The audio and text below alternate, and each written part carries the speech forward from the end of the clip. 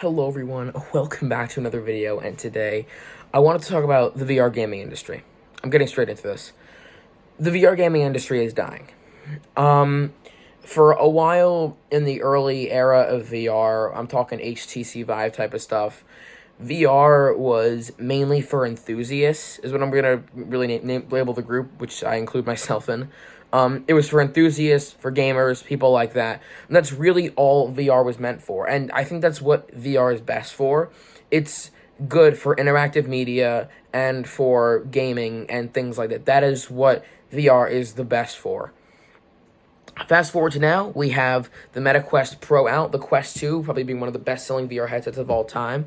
The Valve Index that came out in 2019, that also revolutionized the VR industry. And now that, after that, Meta is now kind of the big thing. And they've kind of taken over the VR space. And it's kind of their thing now.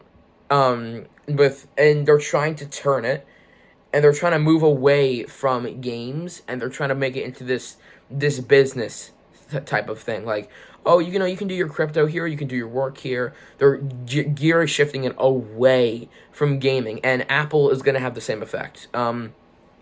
If they haven't shelved their VR headset, it's going to kind of be, I don't know, it's going to be like an anti-Valve type of thing. And you guys know I'm a big Valve fan. I'm an Apple fan too, but this is just upsetting. I don't think the headset is going to be inherently bad.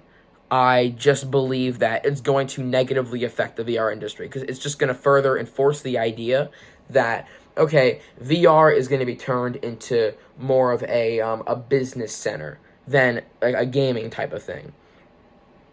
And I hate that, because that's not what VR is good for. Is it a bonus? Hell yeah. Is it what VR is the best for? No. VR is best used at its full potential for gaming. It is used at the best with that.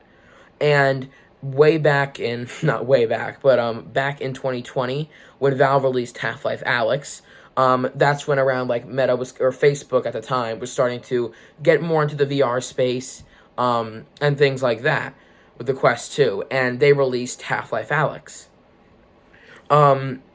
Which set the bar amazingly high for games that no developer wanted to challenge it, and was also an attempt at the time, trying to take the VR, because Valve is known for revolutionizing industries. They're just known for that. That's just what they do. They try to switch the industry, going from business and people like Meta and Apple, who are trying to turn it into this profit thing, and trying to shift it over back to the enthusiast side, for people who do games, who make projects, things like that, for people like that. And it was unsuccessful. Did it make a major impact in the VR industry, in the gaming industry? Absolutely. Did it switch it over to the enthusiast side? No. And this is what's concerning to me, is that I think VR games are still going to be made, but they're not going to be as prominent. It's not going to be, there, and not as many people are going to work on them. Meta's entire team is focused mainly on the metaverse, which I'm going to call it now, will never work. I'm going to say that. I don't care how hard they try. I don't care if they add leg tracking in like they said they would. I don't care. It's not going to work.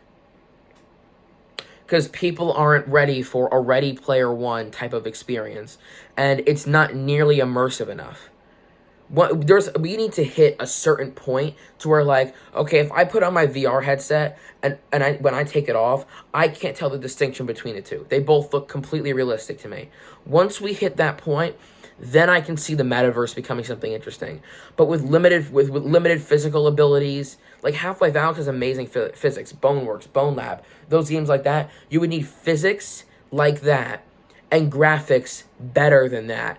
That it's more immersive, to where people would be like, okay, I want to be in this metaverse my entire day. I want to work in VR.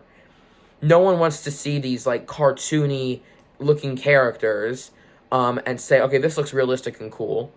It's not gonna work. I'm gonna call it. You can quote me on that. I don't know how many years until it fails, but I'm calling it now. It's gonna fail. It's not gonna work. And I think Apple's going to come out with their VR headset. It's going to be a huge success, because everyone loves Apple.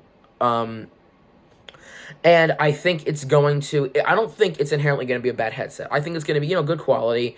It's going to work well. But it's going to, for people like us, gamers, enthusiasts, whatever, game developers, it's going to negatively impact the industry. It's going to be bad because it's just backing more and more against gaming. Let's be honest here. Is business great in VR? Yeah. But the Quest 2, which can run Bone Lab, by the way, an intensive game, I'd say, can do business with using like 25% of its power in the entire headset. Standalone, no problems, no lag, nothing. It can run like just like the Metaverse or the Horizon Workrooms, I think it's called. And then Bone Lab, it can also run pretty much flawlessly.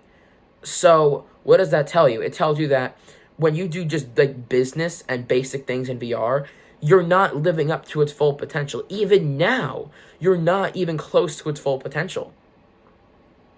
And that's what Meta's focused on. And I think really PC VR gaming is I'm worried about that too, because that's gonna be the only thing that's really left if Meta and Apple kind of take over the main VR industry space and make it into a more corporate business type of thing. The only thing that's gonna be left is PC VR. And not everyone can afford that, or not everyone can afford to get the materials to hook up their wireless headset to that. I haven't talked about this before, but Valve is reportedly working on a VR headset called the Deckard.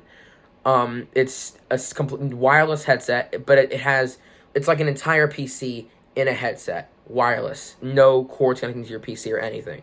Completely innovative, and it's going to be expensive as hell, but it's going to be really successful. But I don't know if by that point, we're not expecting the Deckard for at least another 2 to 3 years is what I think I've heard. It could be even longer, but we're not seeing it this year, and we're not seeing it next year. I might be wrong, but I very, very highly doubt they will be seeing it, and I'm pretty sure they're not even in a stage of production where they're going to be able to even announce it. If we do get an announcement, it could be 2025, 2026, if Valve doesn't follow its habit of canceling projects when they're almost done. The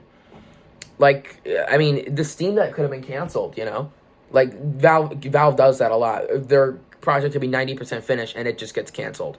So, we could see a Deckard announcement, and it just be canceled. That's possible, unfortunately. But I feel like that the Deckard is going to be a great VR headset. It's great for gaming and everything, but I don't think it's going to be enough. I don't think it's going to be enough at that point.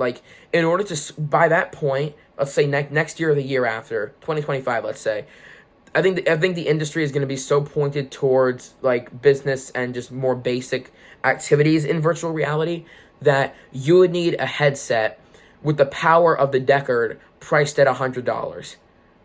To just get everyone to switch over to that gaming side, or to shift it back to that side.